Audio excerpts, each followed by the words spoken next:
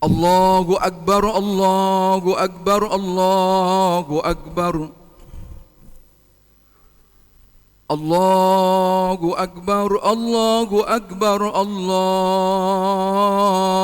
Akbar. Allahu Akbar, Allahu Akbar, Allahu Akbar. La ilaha illallah wallahu akbar. Allahu akbar walillahil hamd. Innal hamdalillah nahmaduhu wa nasta'inuhu wa nastaghfiruhu wa natubu ilaih. Wa na'udzu billahi min syururi anfusina wa min sayyiati a'malina. May yahdihillahu fala mudilla lahu wa may yudlil fala hadiyalah. Asyhadu an la ilaha illallah wahdahu la syarika lah wa asyhadu anna sayyidana wa nabiyyana Muhammadan abduhu wa rasuluhu la nabiyya ba'dah. Allahumma salli wa sallim wa barik ala sayyidina wa maulana Muhammadin sallallahu alaihi wasallam wa ala alihi wa ashabihi wa sallim tasliman katsira. Faya ibadallah usikum wa iyaya bitaqwallah wa ta'atihi la'allakum tuflihun. Wa qala ta'ala fi kitabihil karim, a'udzu billahi minasyaitonir rajim. Ya ayyuhalladzina amanu taqullaha haqqa tuqatih wa la tamutunna illa wa antum muslimun. Inna a'tainakal kautsar fasholli li rabbika wanhar inna syani'aka huwal abtar. Shadaqallahul azim. Amma ba'du. Kaum muslimin wal muslimat, bapak-bapak, ibu-ibu, hadirin hadirat yang dimuliakan Allah, mari sama-sama kita berupaya untuk meningkatkan ketakwaan kita kepada Allah, yaitu dengan cara melaksanakan perintah-perintah Allah sekaligus meninggalkan larangan-larangan Allah Subhanahu wa taala. Kaum muslimin yang dimuliakan Allah, kami selaku khatib pada kesempatan kali ini ingin menyampaikan pesan-pesan tentang ibadah kurban dan kepedulian sosial. Allahu Akbar, Allahu Akbar, Allahu Akbar walillahil hamd. Dalam suasana hikmat ini kita ingin menghayati Idul Adha atau biasa yang kita sebut dengan Hari Raya Kurban. Ajaran korban yang disyariatkan Islam sesungguhnya telah jauh mengakar dalam sejarah umat manusia. Tercatat dalam sejarah bahwa ritualitas kurban telah dimulai sejak nenek moyang manusia pertama, sebagaimana dikisahkan di dalam Al-Quran. A'udzu billahi minasyaitonir rajim. Watslu alaihim naba abnai adam bil haqq idh qarraba qurbanan fatuqabbala min ahadihima wa lam yutaqabbal minal akhar qala la aqtulannak qala innama yataqabbalullahu minal muttaqin. Ceritakanlah kepada mereka kisah kedua putra Adam, yaitu Qabil dan Habil. Menurut yang sesungguhnya ketika keduanya mempersembahkan kurban, maka diterima dari salah satu mereka berdua, yaitu kurbannya Habil, dan tidak diterima yang lain, yaitu kurbannya Qabil. Dari kisah yang dapat kita jumpai, para ahli tafsir menyatakan bahwa peristiwa kurban yang dilakukan dua orang bersaudara dari putra Adam adalah merupakan solusi dari polemik perang dingin yang terjadi antara keduanya dalam mempersunting wanita cantik rupawan yang bernama Iklimah sebagai pasangan hidupnya. Ucapan Nabi Adam alaihissalam yang bersumber dari wahyu yang disampaikan kepada kedua putranya, sebagaimana dikutip dalam tafsir Ibnu Katsir jilid 2 halaman 44. Wahai anakku Qabil dan Habil, hendaknya masing-masing di antara kalian menyerahkan kurban, maka siapa di antara kalian berdua yang kurbannya diterima oleh Allah, dialah yang berhak menikahinya, yaitu menikahi Iklimah. Ternyata kurban yang diterima oleh Allah adalah yang didasarkan atas keikhlasan, ketakwaan kepada Allah, yaitu kurbannya Habil, yang konon korban itu berupa seekor domba yang besar dan bagus, sementara korbannya Qabil ditolak karena dilakukan atas dasar hasad, atas dasar kedengkian, dan akhirnya ia memutuskan untuk membunuh saudaranya sendiri. Peristiwa ini adalah awal kali terjadinya pembunuhan dalam sejarah umat manusia. Sebuah pembunuhan yang dilatar belakangi keserakahan dan iri hati, yang pada akhirnya berujung pada penyesalan dan kerugian yang tidak ada jalan untuk menyelamatkannya. Kaum muslimin yang dimuliakan Allah, mengapa Al-Quran melukiskan Habil sebagai orang yang lemah? Mengapa ia tidak mau membela diri ketika hendak dibunuh saudaranya? Mengapa korban Habil menyebabkan ia menjadi korban? Sebagian ahli tafsir menyatakan bahwa Habil tidak membela diri karena ia dengan sengaja memilih kematian di tangan saudaranya. Ia ingin memberikan pelajaran kepada umat manusia bahwa pelaku kezaliman dan kedengkian tidak akan pernah menang, bahwa hasad, kedengkian dan ketamakan adalah akar perseteruan dan permusuhan umat manusia di muka bumi. Karenanya ia sedapat mungkin harus dihindari. Allahu Akbar, Allahu Akbar, Allahu Akbar, walillahil hamd. Peristiwa korban yang juga sangat populer dalam sejarah manusia yang diungkap Al-Quran terjadi antara Nabi Ibrahim dan Ismail. Bahkan korban yang dijadikan Nabi Muhammad SAW tidak terlepas dari peristiwa historis Nabi Ibrahim alaihissalam. Suatu saat ditanya sahabatnya mengenai apa udhiyah atau penyembelihan korban itu, maka Nabi besar Muhammad SAW menjawab, hadhihi sunnatu abikum Ibrahim. Ini adalah sunnah bapakmu Nabi Ibrahim alaihissalam. Nabi Ibrahim alaihissalam hidup pada abad 18 sebelum Masehi. Masa persimpangan jalan pikiran umat manusia tentang korban-korban manusia yang dipersembahkan kepada dewa-dewa atau Tuhan-Tuhan mereka. Sementara perintah Allah kepada Ibrahim untuk menyembelih anaknya Ismail diilhami dari sebuah mimpi, sebagaimana disahkan di dalam Al-Quran surah As-Saffat ayat 102. A'udzubillahi minasyaitonir rajim.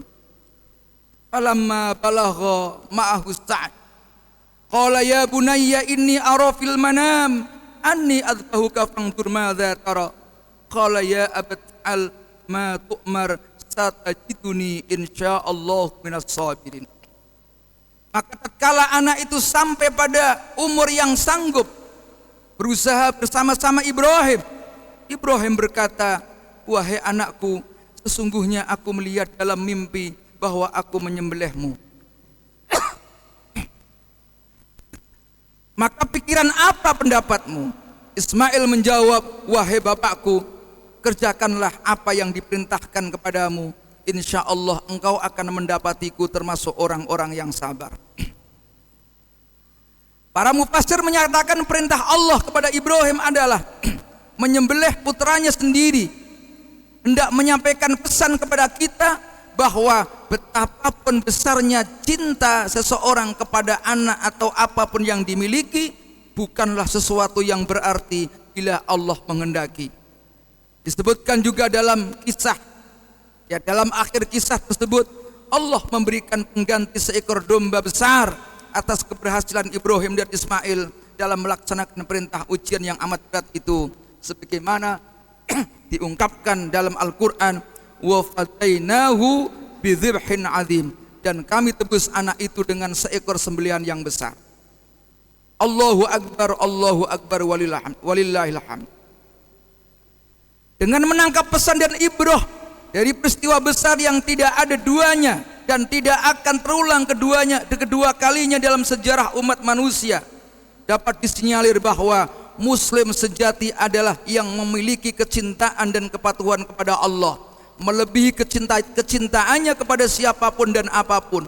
Perjuangan Ibrahim dan Ismail hendaknya juga dapat dijadikan wahana introspeksi ketaatan kita dalam memegang teguh syariat Islam. Yang selanjutnya, ritualitas kurban diharapkan mampu membentuk karakter kepribadian kita sebagai manusia yang peka terhadap lingkungan dan masyarakat sekeliling, sebagai manusia yang gemar berkorban dan mengulurkan tangan kepada mereka yang lemah dan membutuhkan. Di tengah himpitan krisis bangsa yang amat memilukan inilah sesungguhnya saat paling tepat untuk mengaktualisasikan nilai-nilai ibadah kurban dalam realitas kehidupan. Allahu akbar walillahil hamd. Bisa dipastikan hampir seluruh syariat Islam mengandung dua dimensi sekaligus. Yang pertama adalah dimensi ilahiyah atau ketuhanan. Yang kedua adalah dimensi insaniyah atau kemanusiaan. Ia laksana dua sisi mata uang logam yang tidak pernah dapat dipisahkan. Syariat kurban misalnya secara harfiah berarti mendekatkan, dimaksudkan sebagai sarana pendekatan manusia kepada Allah melalui pendekatan dirinya dengan sesama umat manusia, terutama kaum du'afa, orang-orang yang lemah. Ketika Rasulullah Shallallahu Alaihi Wasallam mengatasnamakan kurban untuk diri, keluarga dan semuanya, dan serta umatnya yang mampu, maka ia telah menegaskan bahwa ibadah kurban adalah ibadah sosial. Ia bukan sekedar ritus persembahan untuk meningkatkan kualitas spiritual seseorang, bukan juga kesempatan buat orang kaya untuk menunjukkan kesalihan individual dengan harta kekayaannya, mempertajam kepekaan sosial. Sebab itu kurban sesungguhnya terletak pada individu sebagai makhluk sosial. Ia telah mencerminkan pesan Islam. Kita hanya dapat dekat dengan Tuhan, kita hanya dapat dekat dengan Allah bila kita telah mendekati saudara-saudara kita yang berkekurangan. Islam tidak pernah memerintahkan pemuluknya untuk membunuh hewan di pemujaan, di tepi lautan atau di sungai dan gunung, lalu sembelihan itu diserahkan kepada Tuhan agar dapat memberkatinya. Sebaliknya Al-Quran berseru, fakulu minha wa at'imul ba'isal fakir, lalu makanlah sebagian dari dagingnya dan beri makanlah dengan bagian yang lain untuk orang fakir yang sengsara. Bila kita memiliki kenikmatan, kita disuruh berbagi kenikmatan itu dengan sesama. Bila ada orang lain susah, kita disuruh menghilangkan dan mengurangi kesusahannya, paling tidak memberikan simpati kepadanya. Bila ibadah puasa kita yang lalu mengajak kita merasakan lapar seperti orang-orang miskin merasakannya, maka ibadah kurban adalah mengajak mereka merasakan kenyang seperti kita menikmatinya. Banyak orang mendekatkan diri kepada Allah hanya sebatas mengisi masjid-masjid atau rumah ibadah yang sunyi. Padahal lain dari itu, Islam juga sangat menganjurkan umatnya mendekatkan diri kepada Allah dengan mengisi perut-perut yang kosong, mengulurkan tangan kepada mereka yang membutuhkan, dan menebarkan kasih sayang kepada sesama. Bukankah ketika Musa alaihissalam bertanya kepada Tuhan, ya Allah, di mana aku harus mencarimu ya Allah? Allah menjawab, carilah aku di tengah orang-orang yang hatinya merana, di gerombolan orang-orang yang terzolimi nasibnya. Diriwayatkan dalam hadis qudsi bahwa Nabi di hari kiamat, ya, Allah mendakwa hamba-hambanya, dahulu aku lapar dan kalian tidak memberiku obat. Dahulu aku lapar, engkau tidak memberikan makan. Dahulu aku sakit, engkau tidak memberikan aku obat. Waktu itu yang didakwa berkata, ya Allah, Bagaimana mungkin aku memberimu makan, pakaian, obat, padahal engkau adalah ghaniyun 'anil alamin. Engkau tidak butuh alam semesta ini.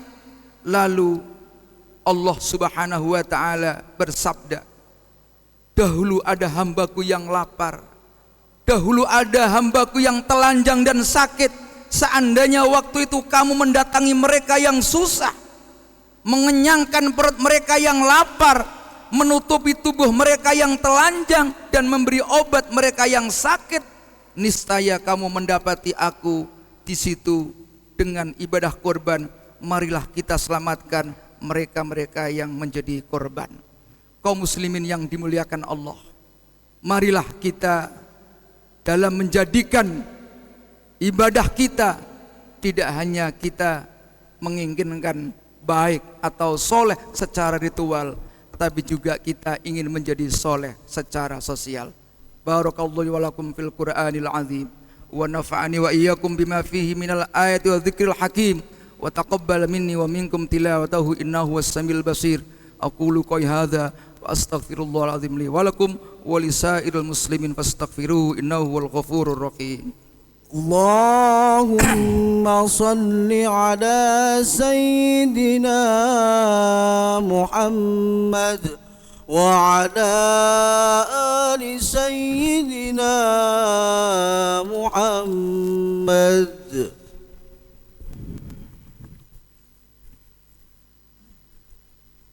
Allahu akbar, Allahu akbar, Allahu akbar. Allahu akbar, Allahu akbar, Allahu akbar. La ilaha illallah wallahu akbar, Allahu akbar walillahil hamd. Alhamdulillah. Alhamdulillahilladzi arsala rasulahu bil huda wa dinil haqq liyudhhirahu 'alad din. Alhamdulillahilladzi arsala rasulahu bil huda wa dinil haqq liyudhhirahu 'ala ad-dini kullihi walau karihal kafirun. Asyhadu an la ilaha illallah wahdahu la syarika lah, wa asyhadu anna sayyidana wa nabiyyana Muhammadan abduhu wa rasuluhu la nabiyya ba'dah. Allahumma salli wa sallim wa barik ala sayyidina wa maulana Muhammadin sallallahu alaihi wasallam wa ala alihi wa ashabihi sallim tasliman katsira. Fa ya ayyuhal muslimunal kiram ittaqullah mastata'tum faqad fazal muttaqun wa'lamu anna Allah shalla ala nabi qadima faqala ta'ala innallaha wa malaikatahu yusalluna 'alan nabi ya ayyuhalladzina amanu sallu 'alaihi wa sallimu taslima. Allahumma shalli ala sayyidina Muhammad sayyidil awwalin wal akhirin wa ala alihi wa ashabihi wa ala arba'atil khulafa'ir rasyidin Sadatina Abi Bakr wa Umar wa Uthman wa Ali radhiyallahu anhum wa ala tabi'in wa tabi'it tabi'in wa man tabi'ahum bi ihsanin ila yaumiddin warudha ma'hum bi rahmatika ya arhamar rahimin. Allahumma ighfir lil muslimina wal muslimat wal mu'minina wal mu'minat al ahya'i minhum wal amwat. Allahumma ij'al jam'ana hadha jam'an marhuma wa tafarruqana min ba'di tafarruqan ma'suma. Allahumma la tada' lana fi majlisina hadha dhanban illa ghafarta wala aiban illa satarta wala hamman illa farajta wala maridan illa syafaita wala hajatan min hawaijid dunya wal akhirah illa qadaitaha ya arhamar rahimin. Ya Allah, ya Tuhan kami, ampunilah segala dosa kesalahan kami ya Allah. Ampunilah dosa kesalahan para pemimpin kami ya Allah. Ampunilah segala dosa orang tua kami ya Allah. Orang tua kami yang selalu mendidik kami dari kecil sampai besar, yang telah mendidik kami, membesarkan kami ya Allah. Berilah mereka kehidupan yang layak. Jika mereka sudah mendahului kita, ampuni segala dosa-dosa mereka. Terimalah amal-amal mereka. Ya Allah, ya Tuhan kami, mari ya Allah, bangsa kita dijadikan bangsa yang makmur, yang taat kepada Engkau ya Allah, yang rajin beribadah ya Allah, yang peduli kepada sesama ya Allah. Jauhkanlah kami dari segala bentuk kemaksiatan.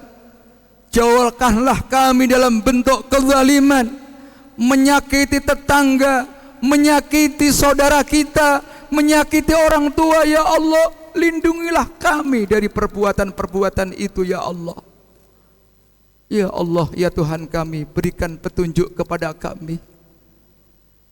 Berikanlah kami kesempatan untuk membalas kedua orang tua kami.